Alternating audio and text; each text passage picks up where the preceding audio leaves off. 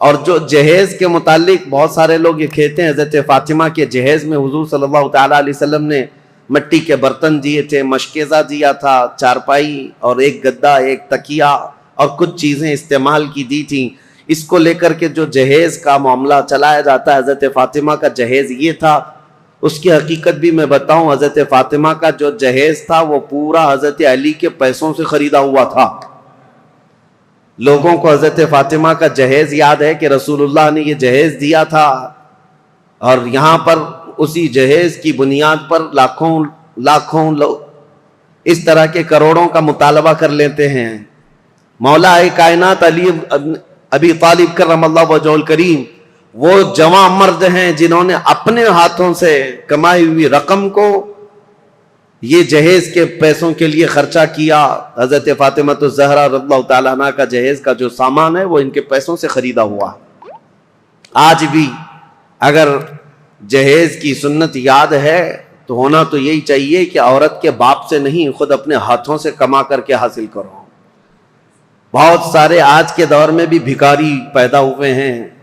میں تو ان سے ہمیشہ یہی کہتا ہوں کہ جن کی طلب ہی یہ ہے کہ شادی اسی لیے کرنا چاہتے ہیں، ابھی بھی میرے پاس کنٹینیو بنگال سے، بہار سے کچھ لوگ مطالبہ اس بات کا کر رہے ہیں کہ ہمارے گھر میں شادیاں ہیں اور جہیز بہت سامنے والے مانگ رہے ہیں، بائک دینا ہے، کسی کو فلاں دینا ہے، کیا تعاون ہو سکتا ہے؟ ہم نے کہا یہ بائک خرید کر دینے کے لیے علامان فاؤنڈیشن تیار کیا گیا ہے، جہیز کے لیے. ہم نے ان کو یہ کہا پہلی بات تو یہ ہے بائک دینا نہیں دینا یہ بعد میں، بیٹی ہی مت دو پہلے ایسے بھکاری کو جو تمہارے گھر سے کھانا چاہتا ہو. تمہاری بیٹی کو کیا کھلائے گا؟ مجھ سے اگر مشورہ لینا چاہتے ہو تو میں اس داماد کو یہی کہوں گا ایک کھٹوری لے لو، کسی مسجد کے باہر بیٹھ جاؤ، روزانہ ایک ایک سکہ گرتا رہے گا اور جہیز سے زیادہ مال اس میں جمع ہو جائے گا. اللہ نے مردوں کو تمہیں طاقت دی ہے، حاکم بنایا ہے کمانے کے لیے، لہذا عورت کے گھر سے لینا یہ ایک طرح کی نحوست ہے، مرد کے لیے ایک نحوست ہے، اور اس کی لت پڑ جاتی ہے اور انسان یہاں نکما ہو جاتا ہے. ہم نے بہتوں کو دیکھا ہے سسرال پر پلنے والے ایسے بہت سارے ہیں. ایک مرتبہ عورت کیا گھر سے لے آئی، ہر بار یہ داماد یہی خواہش کرنے لگ جائے گا جا اپنے باپ سے 10,000 مانگ کے لا، 50,000 مانگ کے لیا. ان لوگوں کو اس طرح کا نکما پن آتا ہی ہے. میرے عزیزو، اس معاملے کو اور بلکہ اس برے رسم کو بدلنے کی ضرورت ہے. کہاں رسول پاک صلی اللہ تعالیٰ علیہ وسلم کی شریعت طیبہ طاہرہ. بیچ میں بات آئی ہے تو مختصراً عرض کروں. ایک صحابی آئے تھے، غریب تھے، انہوں نے کہا شادی کرنا ہے. کہا کچھ دینا ہوگا تمہیں، میں انصار کی کسی بیٹی سے تمہارا نکاح کر دوں گا، تم مہر میں کیا دو گے؟ جہیز میں نہیں. حضور صلی اللہ تعالیٰ علیہ وسلم نے مہر کے لیے پوچھا، مہر تو واجب ہے. اس صحابی نے کہا کہ میرے پاس کچھ نہیں. حضور نے فرمایا کیا ایک چاندی کی انگوٹھی دے سکتے ہو مہر؟ کہا یا رسول اللہ میں تو اتنا غریب ہوں، لوہے کی انگوٹھی بھی نہیں دے سکتا. 2 دن کے بعد حضور نے انہیں طلب فرمایا، کہا کہ کچھ ہے تمہارے پاس؟ پھر مدینے کے انصار صحابہ میں سے ایک کی بیٹی کو طلب کیا، کہا اس کا نکاح فلاں جوان سے کر دو. انہوں نے کہا حضور آپ کا حکم جو ہوگا. تو اب اس غریب صحابی کا جو مہر ٹھہرا تھا کیا ہے؟ حضور نے فرمایا قرآن کی کوئی سورہ تمہیں یاد ہے؟ اس صحابی نے کہا ہاں مجھے فلاں فلاں سورہ یاد ہے. حضور نے فرمایا جا تو اپنی دلہن کو یہ سورتیں یاد کرا، یہی تیرا مہر ہے. نکاح کو آسان کرو، زنا کو مشکل بنا دو، یہ ہماری شریعت ہے.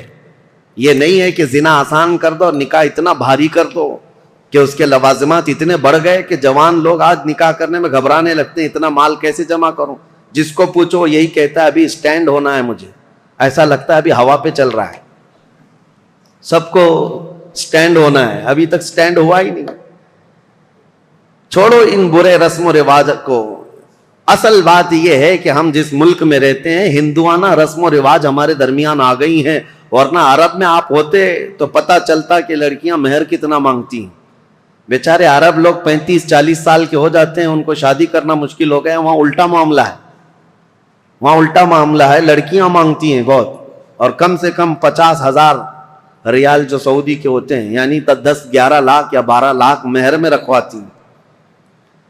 یہ وہاں کا مزاج ہے. اور جب ان سے کہا جائے نہیں ہم کو پیسے نہیں دینا پڑتا ہے, لڑکی پیسے دیتی ہے, تو عرب والے کہتے ہیں ہم تو ایسی 4 کرنے کو تیار ہیں فری میں. جاؤ کسی بھی ہندوستانی لڑکی کے باپ سے کہو کہ کچھ بھی جہیز مت دینا, کوئی چیز مت دینا, یوں ہی دے دینا, لڑکی ہم بیاہ کر کے لے آئیں گے. اسی لیے بہت سارے عرب یہاں سے آ کر کے نکاح کر کے لے جاتے ہیں. ابھی ہمارے کئی لوگ ہیں وہ یہ کہنے لگ گئے کہ ہم انڈونیشیا سے شادی کر کے لا رہے ہیں. عرب میں یہ بہت مشکل ہو گیا ہے. دونوں نظام غلط ہو گئے ہیں, شریعت مصطفیٰ سے ہٹے ہوئے نظام ہے. بات مختصراً اتنی عرض کروں گا, اگر ہمارے لیے آئیڈیل ہے, کوئی نمونہ عمل ہے, تو رسول اللہ صلی اللہ تعالی علیہ وسلم کی بیٹی کی شادی, مولا علی کرم اللہ وجہہ الکریم کی شادی, یہ دیکھنا چاہیے, آپ کو پڑھنا چاہیے کہ ان کی شادی کیسی ہوئی تھی. کوئی نوجوان پوچھنے کو تیار نہیں ان کی شادی کیسی ہوئی تھی. کوئی یہ نہیں پوچھتا کہ ان کی شادی کیسی ہوئی, وہ اپنے اعتبار سے شادیاں رچاتا ہے.